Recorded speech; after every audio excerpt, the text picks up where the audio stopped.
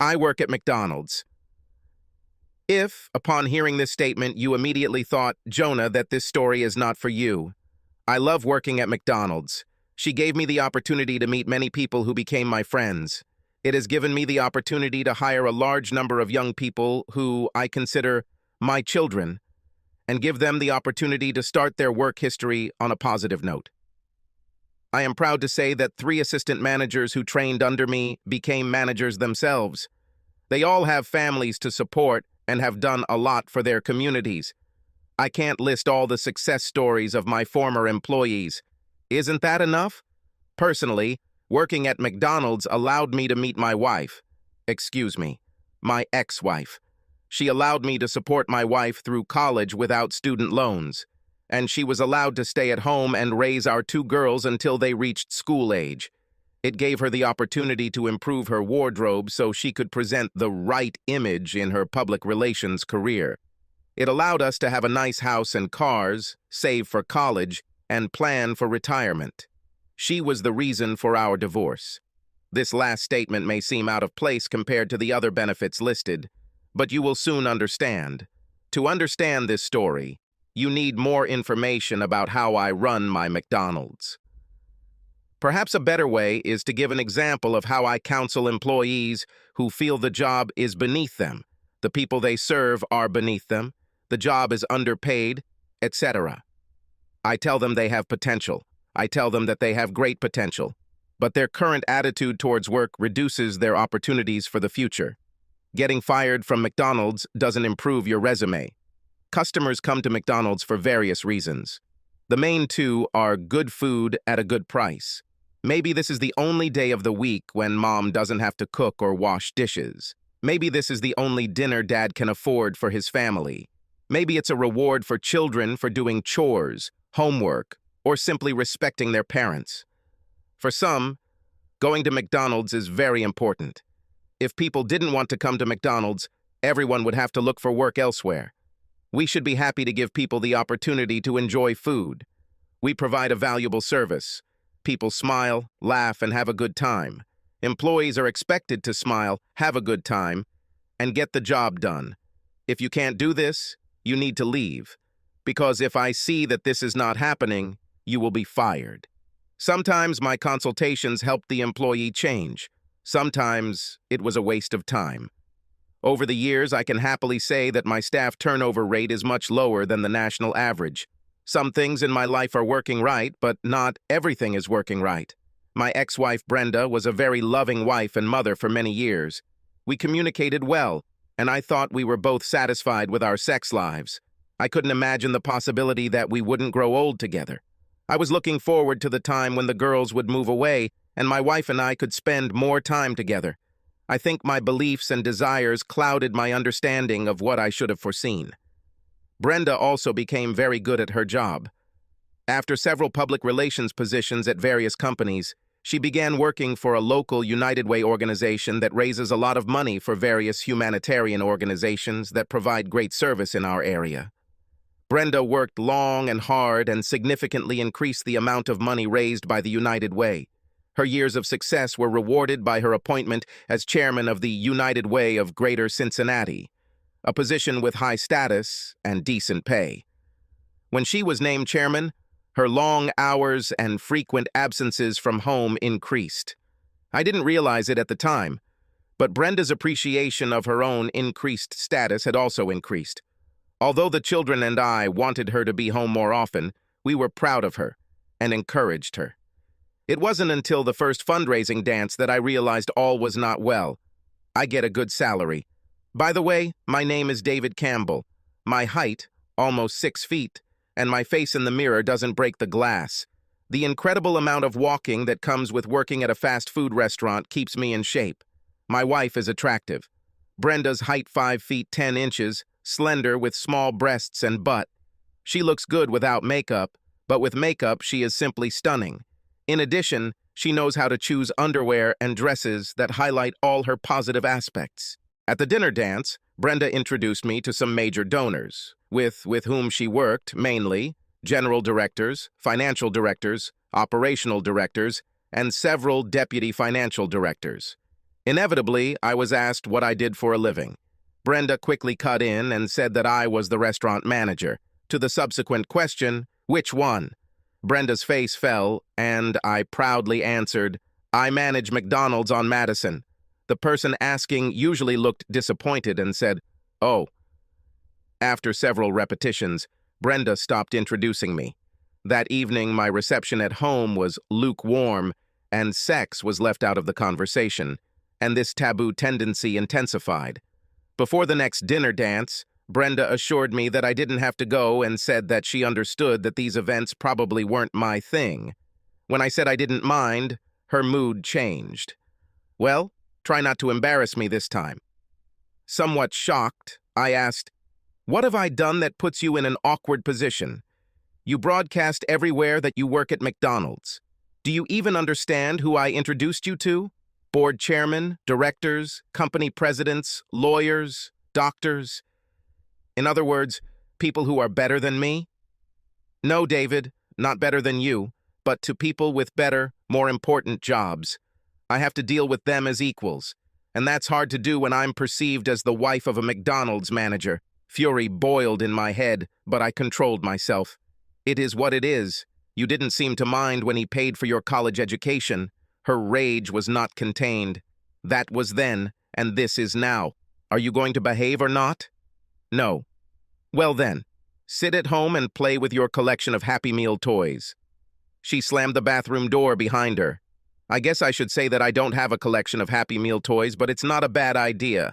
Some of these toys cost a ton of money now. What I was actually doing was working in my book of cryptograms. It helps me take my mind off everything I don't want to think about, like my disrespectful wife.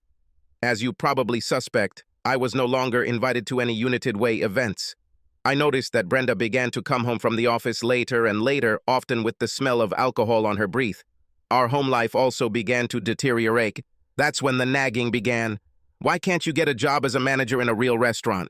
Why don't you want to give our children the best in life?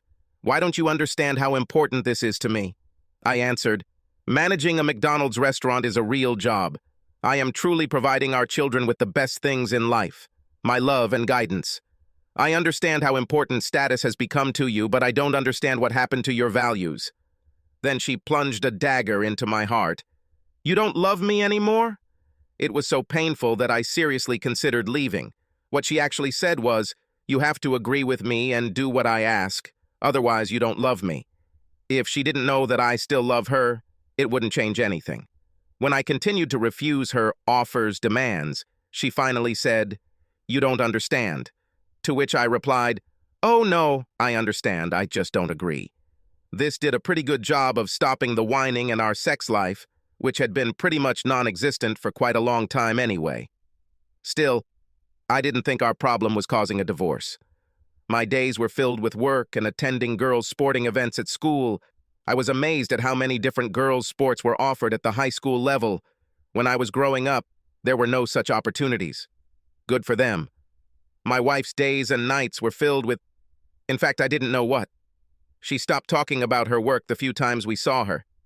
The girls joined me in teasing her when she came home with comments like, you look like someone who used to live here.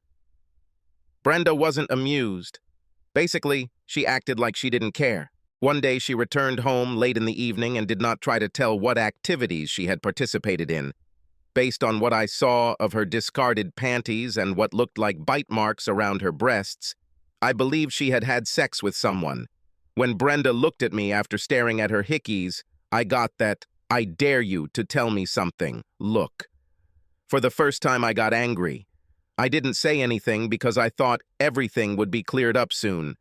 I finally began to realize that our marriage was in jeopardy, if not already in a comatose state. In anticipation of what was to come, I contacted a divorce lawyer. He told me that the divorce would be a losing proposition.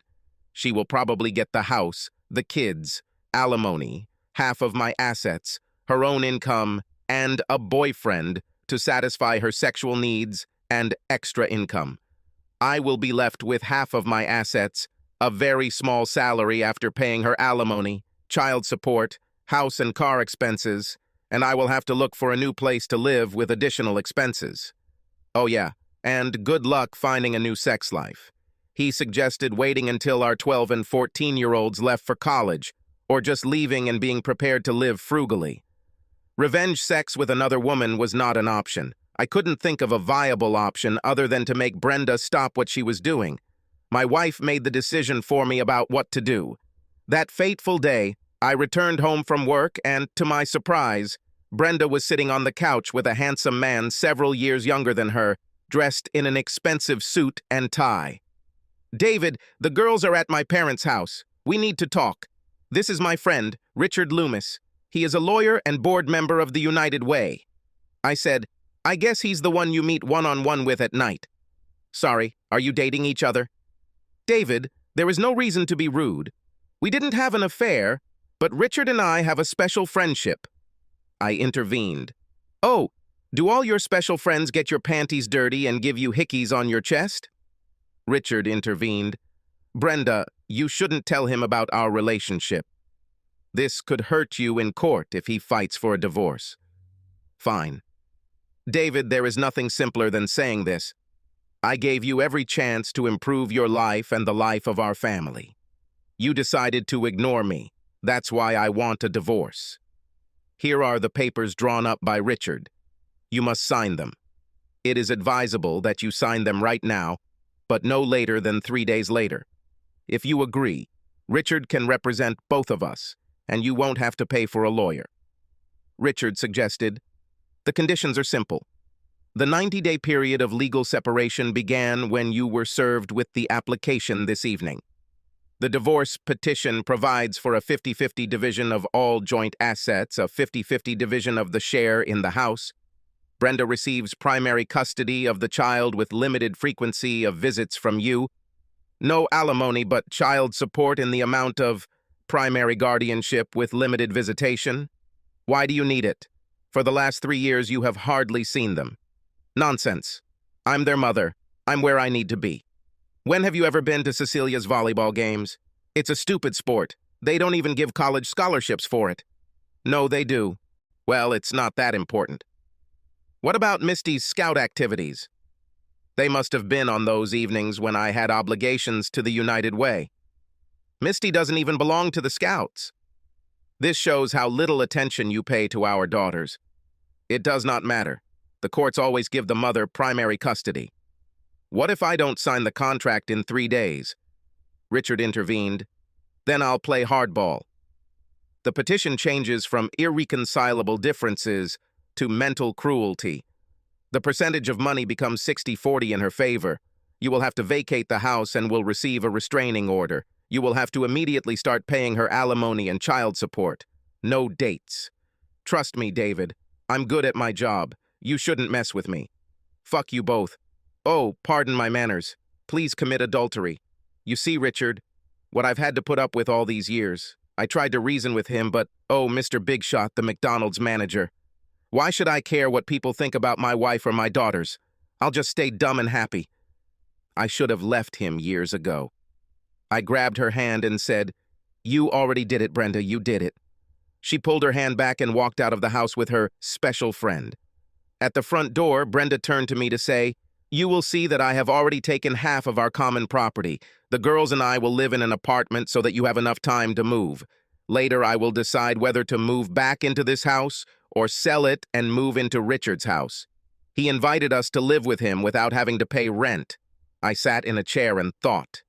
Then he picked up the papers and said himself, "I can't blame anyone but myself for not seeing this coming. I'm finished no matter what. I might as well sign the papers and move on with my life." But my signing was interrupted. The girls ran into the house. "Hello, Father. We are in a hurry." They started going up. "Stop, little ones. We need to talk." "Dad, we already know everything. Mom told us this a few weeks ago. We're going with her and Richard. He has an amazing house with a pool and sends us to Belmont Academy.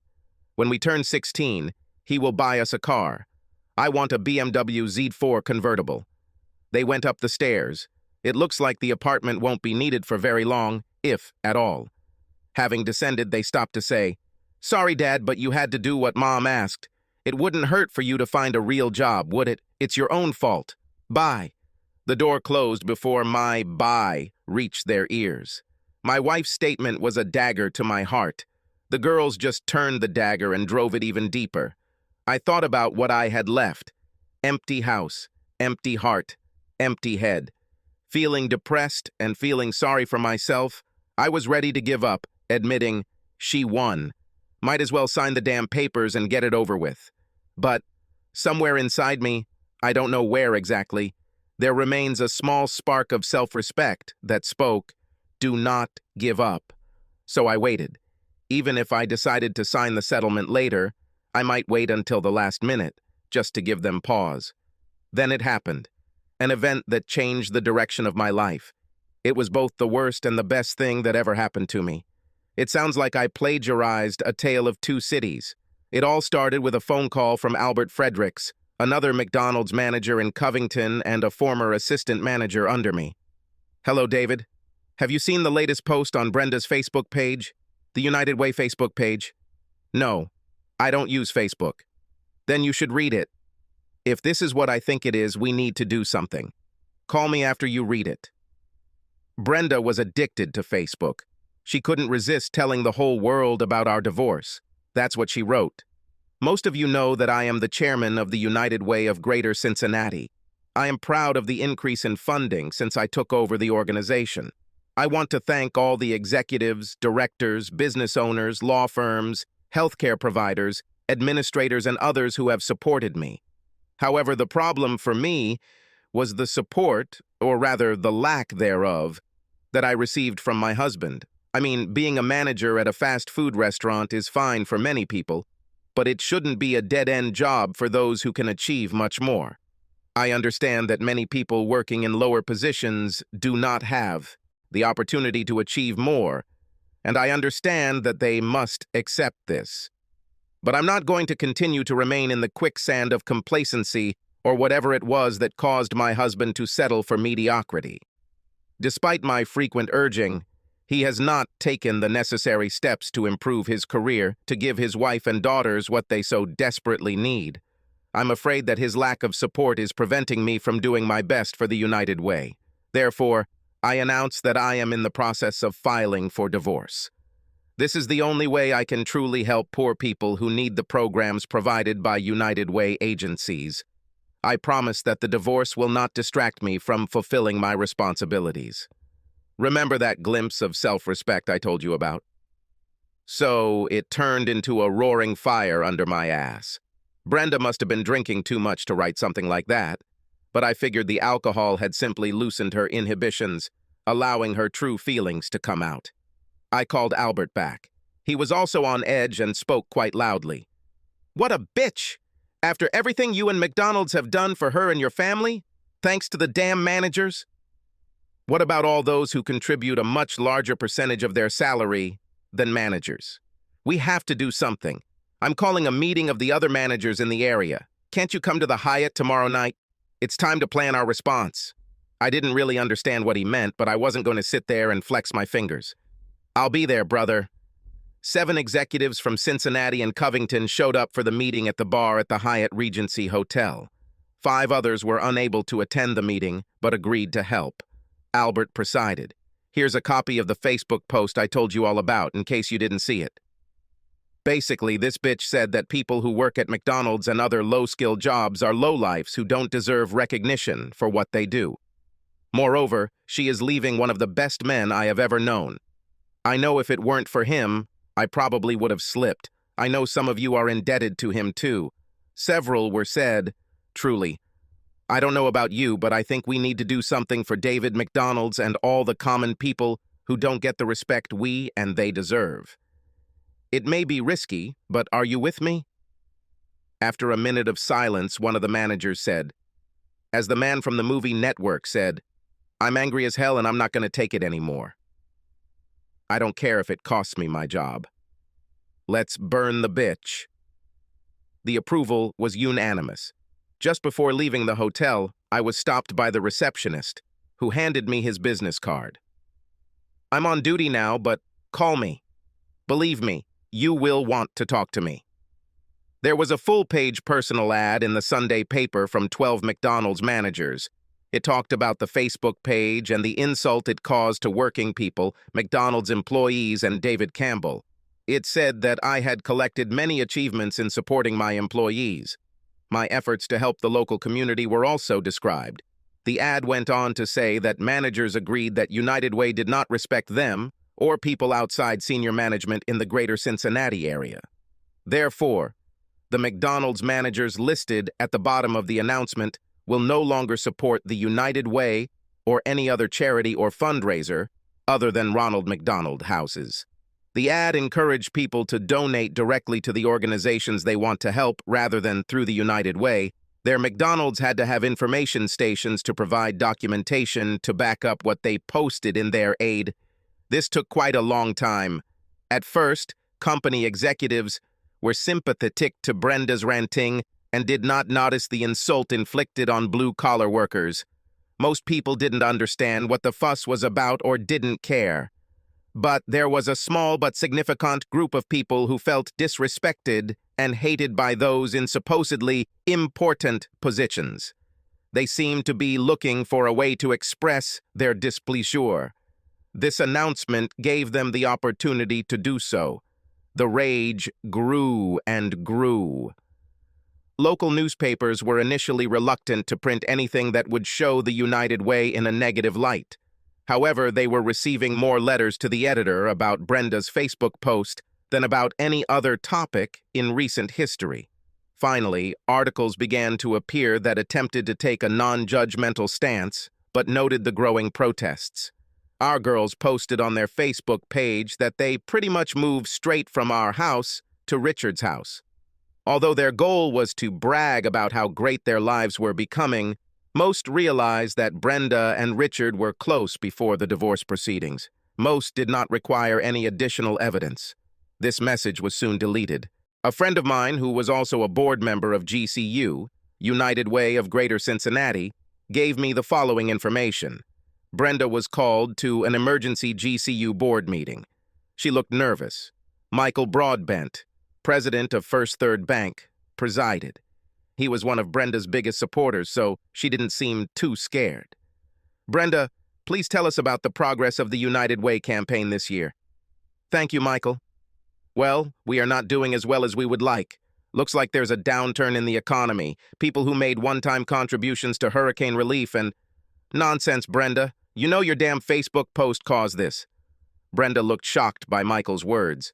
The board member told me that he too was surprised because in the past, Michael had always been nothing but nice to her. Brenda replied, I know that some people misunderstood what I wanted to say, but I deleted this message. The inappropriate reaction should soon subside, and we will be back on target. Michael continued, What planet do you live on, Brenda? Not only are people refusing to fill out automatic withdrawal forms for next year, but they are calling and demanding that we stop their contributions for the current year. For the past 3 years, McDonald's restaurants have been the largest donor in the restaurant donor category. This year, their contributions are zero.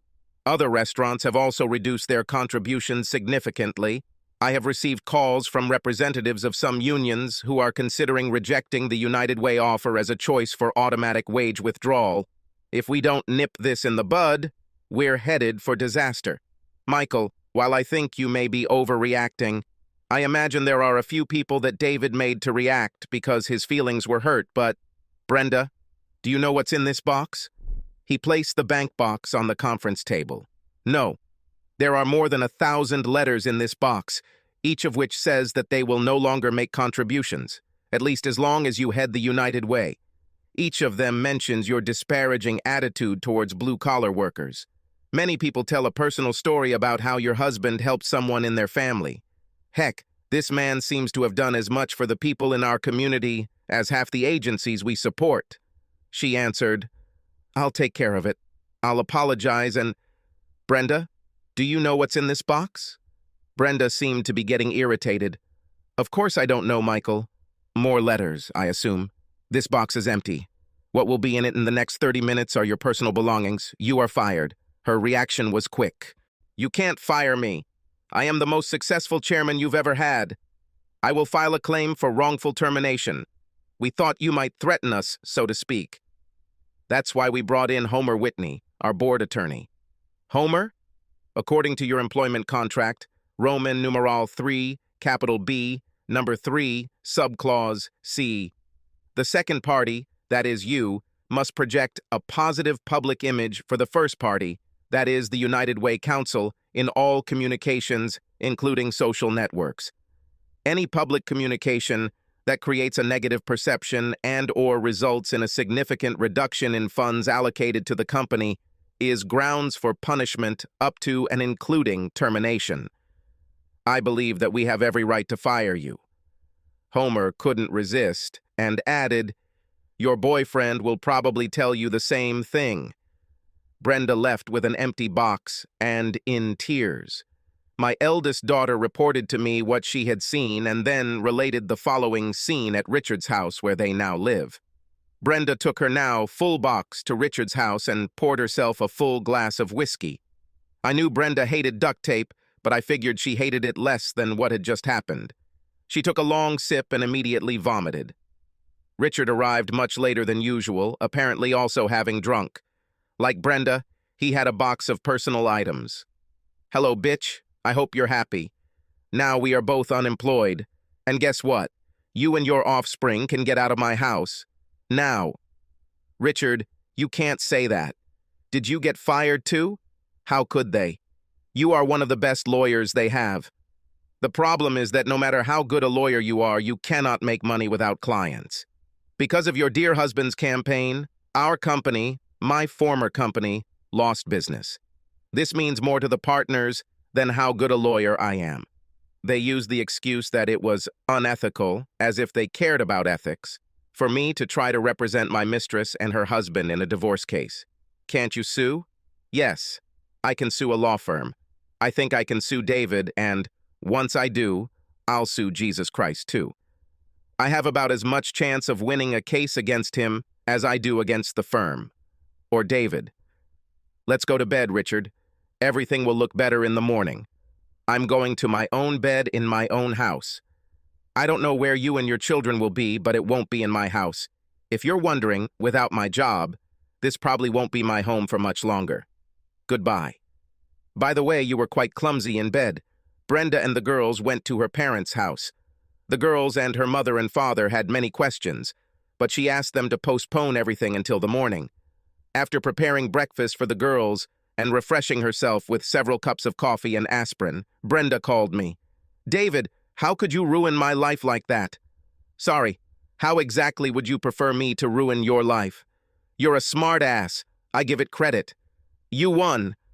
I stopped the divorce proceedings. Congratulations. You are survived by a wife and 2 daughters. We'll be moving back this weekend. I guess you haven't replaced us yet. No one could replace you and your 2 backstabbing clones. And you won't all move back. You can't just say, oh, never mind that divorce thing. Everything will return to normal. You must understand that the divorce proceedings are still ongoing. Now my divorce proceedings are with you. Are you making this up? If you filed for divorce, why didn't I get it? Simply because she moved out of Richard's house. You must receive the documents today at your parents' house, and I'll even give you more than 3 days to sign them.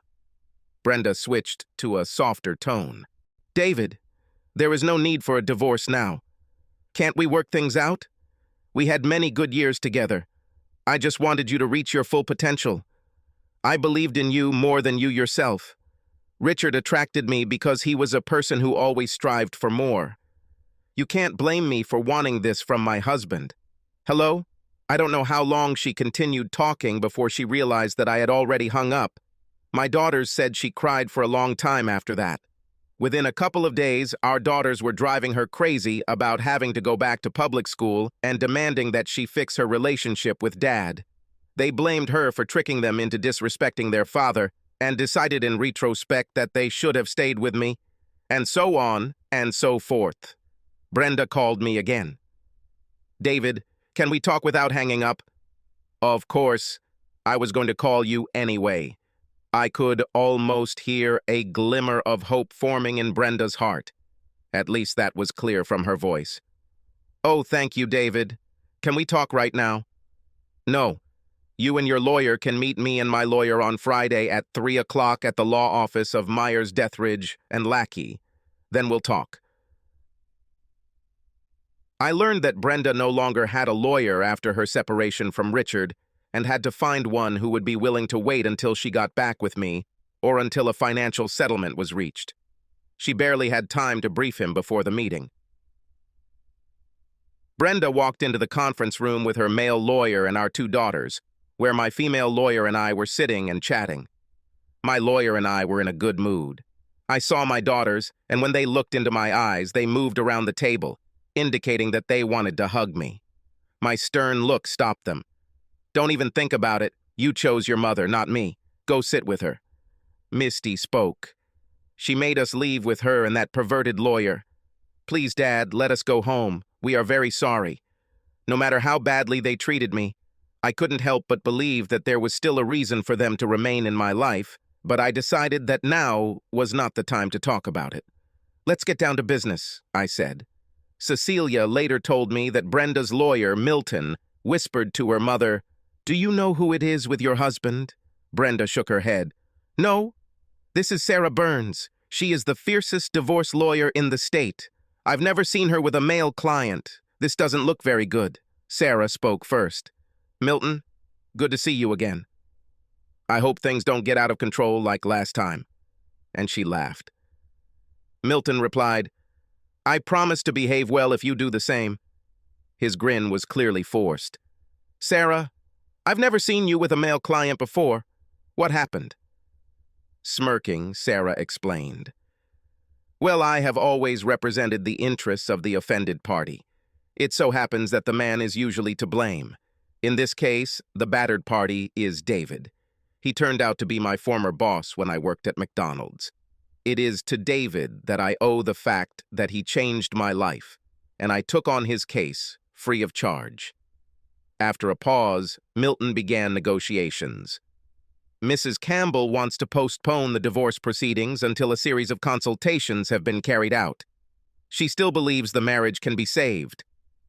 Sarah answered for me, which was probably a good idea considering how angry I was.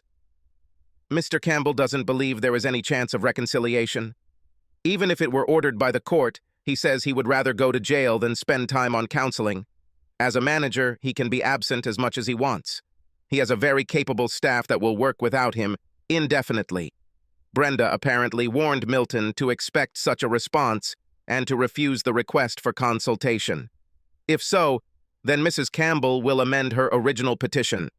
Since she is no longer working, she is asking for 5 years of child support in addition to the house, 1 car, property divided equally, alimony, and primary custody. Mr. Campbell may have limited visitation. Nothing unusual. Sarah spoke. "Mrs. Campbell may have primary custody, but Mr. Campbell must have unlimited visitation, whether frequent or not. We also stipulate that the home will be sold if the custodial parent decides not to remain in the home.